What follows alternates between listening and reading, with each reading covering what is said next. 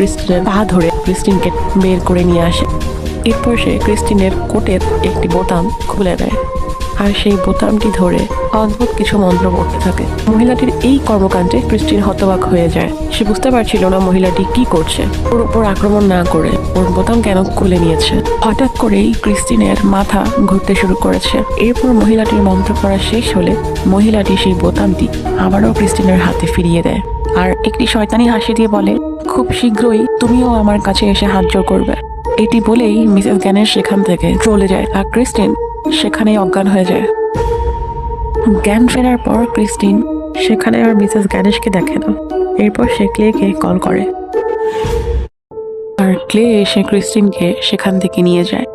রাস্তা দিয়ে হাঁটার সময় ক্রিস্টিন একটি জ্যোতিষীর চেম্বার দেখে।